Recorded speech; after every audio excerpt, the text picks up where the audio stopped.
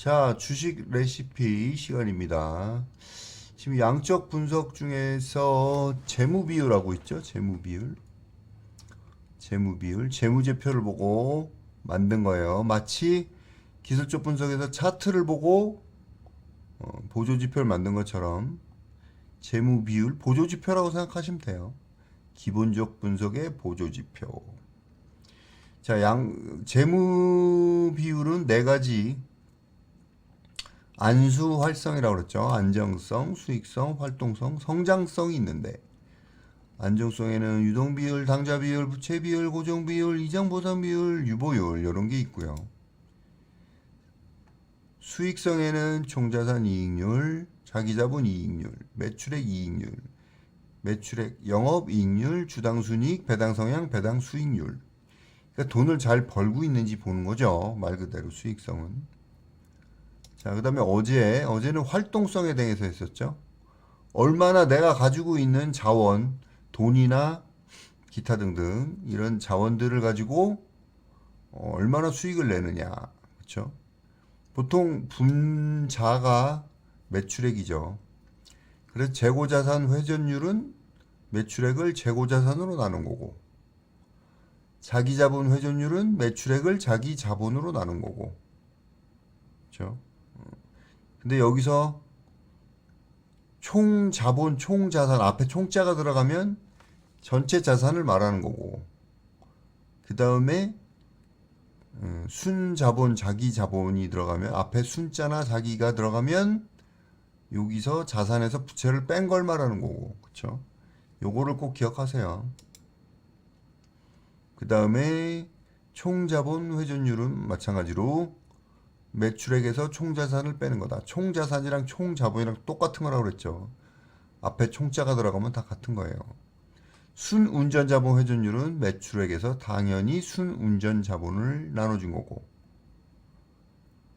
순운전자본이란 거는 유동자산에서 유동부채를 뺀 거다.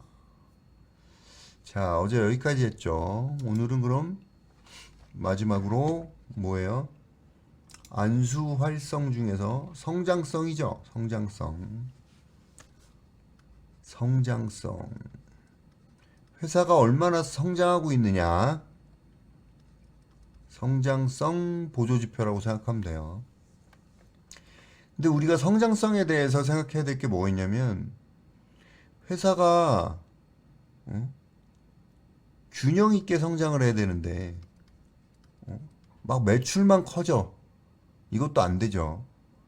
그리고 또 막 순이익은 좋은데 매출은 안 좋아. 뭐 이럴 수도 있죠. 어떻게 보면. 매출은 점점 줄고 있는데 순이익은 늘어나. 이런 것도 안 좋은 거죠. 그래서 얼마나 균형 있게 성장하느냐. 이게 중요한 포인트고. 여기에 대해서 중요한 거, 세 가지 지표만 한번 알아볼게요. 재무지표.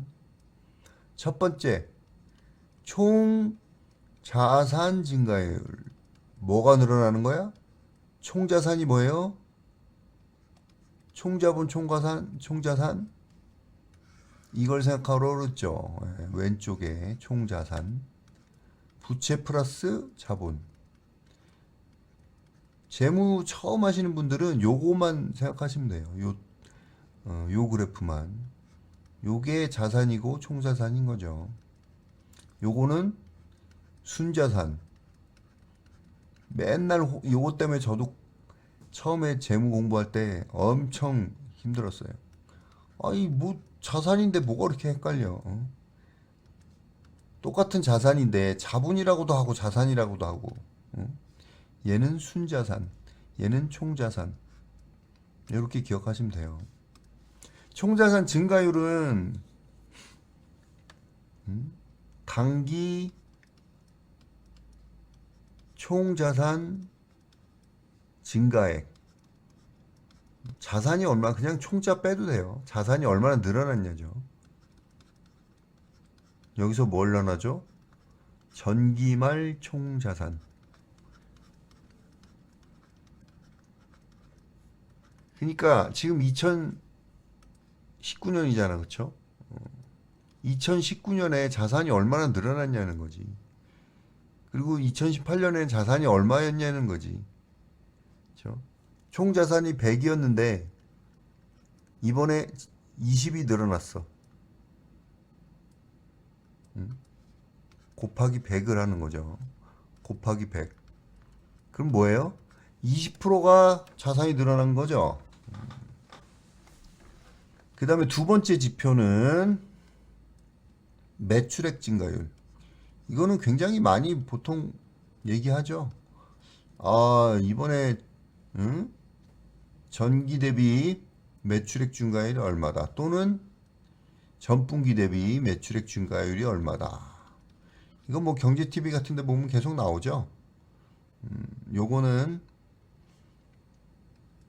단기 매출 증가액. 이것도 마찬가지죠. 단기 매출이 얼마나 증가했는지 증가액 나누기 전기 매출액. 증가분을 분자에다 두고 똑같아요, 다. 예를 들어서 전기 매출액이 100억이었는데 이번에 증가액이 120억을 했어. 단기에. 그럼 20이 는 거죠. 20 곱하기 100.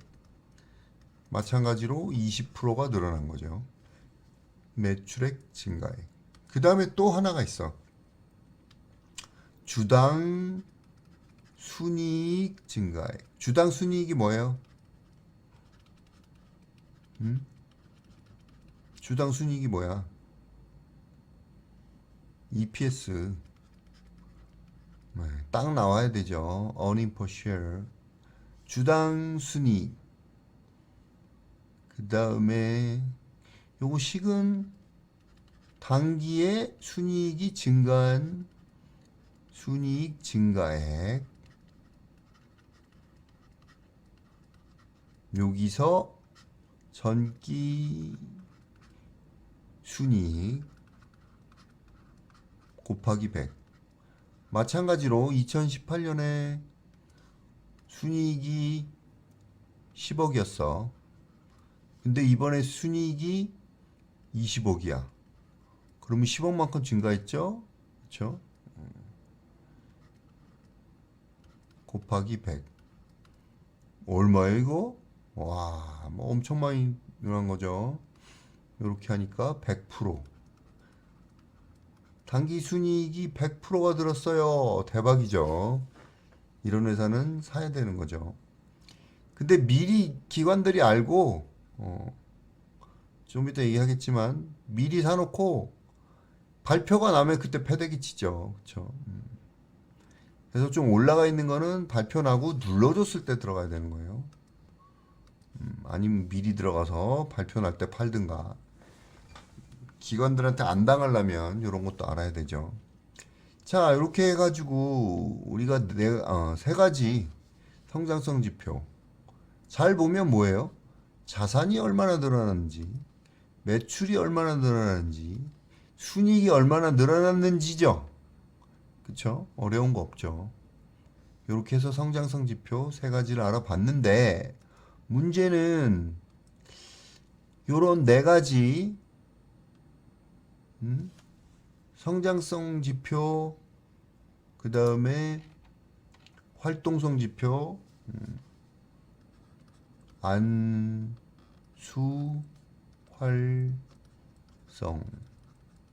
안정성, 수익성, 활동성, 성장성 이렇게 지표들을 봤는데 이런 재무비율 지표가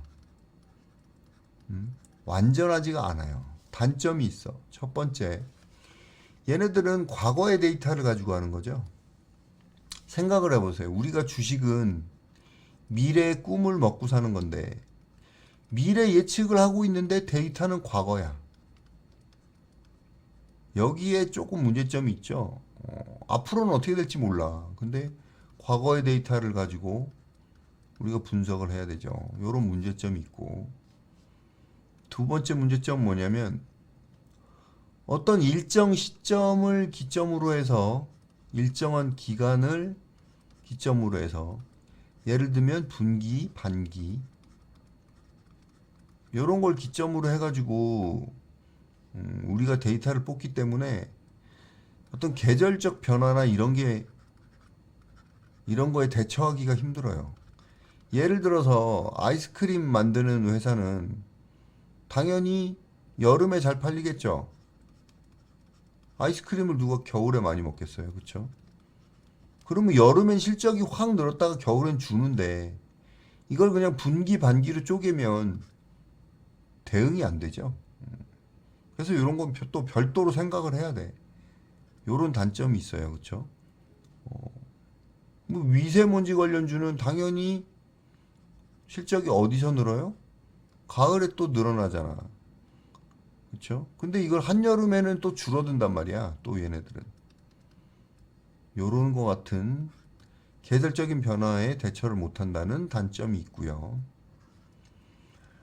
그 다음에 세 번째, 이 재무 비율은 회사의 경영 방침에 따라 틀려요. 그래서 같은 동종업계라고 해도 회사의 경영 방침에 따라 예를 들어서 어떤 회사는 자산을 많이 가지고 있고,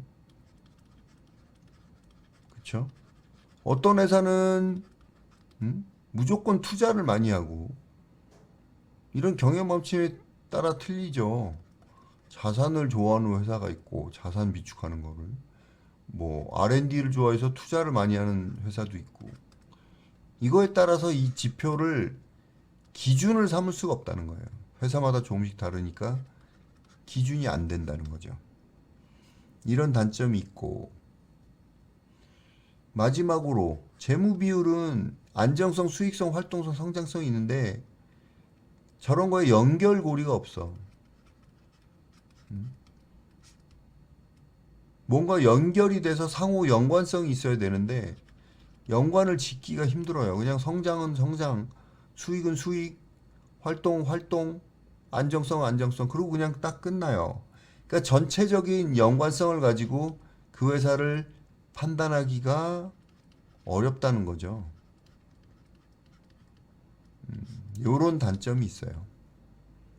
그래서 이제 요런 거를 보완하기 위해서 또 다른 게 필요하고 이거는 여러분들이 기술적 분석에서도 MACD나 뭐 RSI나 뭐 MAC나 뭐 여러 가지 많지만 그건 뭐예요? 보조 지표라고. 모든 지표는 보조예요, 보조. 그쵸? 이것도 마찬가지예요. 재무 지표 보조라고, 보조. 그래서 참고용이다. 아시겠죠? 꼭 기억하시고 HTS 한번 볼까? 오늘은 건너뛰읍시다. HTS는 굳이 볼 필요가 없고 어제 많이 봤죠? 예, 네 가지가 다 있으니까 안정성, 수익성, 활동성, 성장성 아시겠죠? 네, 오늘은 여기까지 하도록 하겠습니다. 수고하셨습니다.